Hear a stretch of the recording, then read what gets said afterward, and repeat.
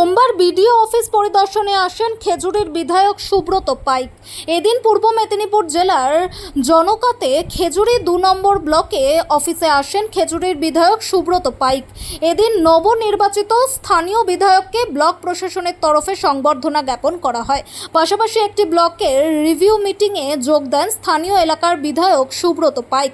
খেজুরি ২ নম্বর ব্লকের বিডিও বিকাশ নস্কর এবং খেজুরি ২ নম্বর পঞ্চায়েত সমিতির সভাপতি উদয় শঙ্কর মাইতির নেতৃত্বে ব্লক পর্যায়ের একটি ডেভেলপমেন্ট রিভিউ মিটিং অনুষ্ঠিত হলো ব্লকের সভাগৃহে।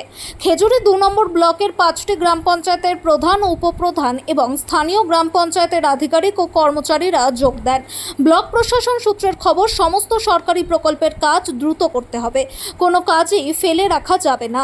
পাশাপাশি MGNRGS এবং ১০০ দিনের কাজ পুনরায় পশ্চিমবঙ্গে চালু হবে, তাই উপভোক্তাদের EKYC আপডেট করতে হবে। সেই সঙ্গে প্রধানমন্ত্রী আবাস যোজনা সহ নানান সরকারি প্রকল্পের কাজ দ্রুত বাস্তবায়ন ঘটানোর নির্দেশও দেওয়া হয়েছে এই উন্নয়নী সভায়। সভাপতিতে ডিএম সাহেবকে ১০০% কাজ করতে হবে। আমরা দেখব যে সাধারণ মানুষ যেন না হ্যারাস হয়। বিডিও সাহেব বলে গেলেন আমাদের প্রথম বিধানসভার যে মিটিংয়ের যা সিদ্ধান্ত সেটা ডিএম পর্যায়ে এবং লাস্ট বিডিও পর্যায়ে আলোচনা হয়ে গেছে। তো সেই সিদ্ধান্তগুলো উনি আপনাদের কাছে প্রকাশ করেছেন। একটা স্ট্রিক্টলি দেখতে হবে যারা দুর্নীতিতে যুক্ত আছে বাসে কিংবা ১০০ দিনের কাজে, যে কোনো জায়গায় দুর্নীতি থাকলে আপনারা প্রমাণ সহ বিডিও সাহেবের কাছে দেন, যথাযথ আইনত ব্যবস্থা হবে। এবং এই যে আবাস যোজনার কাজ, সে যে ধরনের প্রভাবশালী হোক না কেন, বাড়ি আছে, আমি তো জানি অনেক কমপ্লেন করেছি কিন্তু কাজ হয়নি।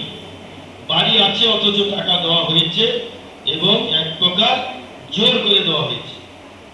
তো সেটা আপনারা, এটা সিদ্ধান্ত হয়েছে যে প্রধানরা পঞ্চায়েত সদস্যা মাধ্যম দিয়ে আপনারা চিহ্নিত করুন, চিহ্নিত করে তার লিস্ট বানিয়ে বিডিও সাহেবকে দেন, বিডিও সাহেব নোটিশ করে ব্যবস্থা নেন।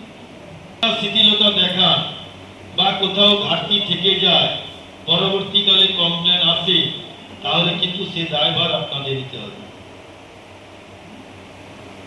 এটা মাথায় রেখে আপনারা লিস্টগুলো বানাবেন। আর ল্যান্ডের তো অনেক রকম সমস্যা আছে, মিউনিসিপ্যালের কাছ থেকে নানান সমস্যা আছে, মানুষ দিনের পর দিন হ্যারাস হচ্ছে। সেগুলো স্টাফ নেই ঠিক আছে, কিন্তু যতগুলো কাজ আসছে 80% কাজ হওয়া উচিত। সেটা অনেককে দেখা যাচ্ছে যে অবৈধ কাজগুলো কিন্তু রাতারাতি হয়ে যাচ্ছে, আর বৈধ কাজগুলো অনেকটা দেরিতে হচ্ছে বা হচ্ছে না। সেইটা কিন্তু নজর রাখতে হবে। আমি তো নিজে প্রমাণ আছে অনেকগুলো কাজে, যে আপনারা আপনাদের স্টাফকে বলুন। অনেকে দেখছি আপনার কোথাও অনেক স্টাফ শুনছে না কিন্তু কাজ করে দিচ্ছে, সেটা দেখবেন। স্কুলগুলোতে যেটা বললেন যে ছেলেরা বাইক নিয়ে স্কুল গেটের সামনে প্রাচীরের ধারে দাঁড়িয়ে থাকে, তো বিডিও সাহেবকে বলবো ওসির সঙ্গে কথা বলে কটা হাই স্কুল আছে তাতে যদি একজন করে সিভিক ওই টাইমে দেওয়া যায়, এটা একটু উঠে রাখুন। এটা যদি দেওয়া যায় তাহলে 2000 দিতে হবে, দিয়ে ওইটাকে গাইড করে দিতে হবে, তাহলে হয়তো এই প্রবণতাটা অনেকটা স্তব্ধ হবে। হসপিটালে, আমাদের সিল্লাবেড়িয়া হসপিটাল বা জনকাইন্স হসপিটালে আমরা দেখেছি প্রাচীর না থাকার কারণে অনেক সমস্যা হচ্ছে।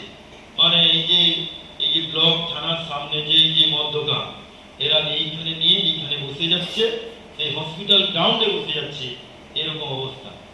তো আমি ডিএমএস স্যারকে বলেছিলাম যে বেলার স্যারের সঙ্গে কথা বলে ওই জায়গাটা আমাদের মানে বিশেষ করে সিল্লাবেড়িয়া জায়গাটাকে মাপচুপ করে তার একটা সীমানা করা। তো মোটামুটি আমরা তাহলে অন্তত কাঁটা তার দিয়েও সেটাকে ঘেরা যায় কিনা দেখতে হবে, পরে প্রাচীরের ব্যবস্থা করতে হবে। তো সেটা 1 বছর কেটে গেল, কিন্তু সেটা ডিমার্কেশন হলো না। তো কেন হলো না সেটা বুঝতে পারছি না।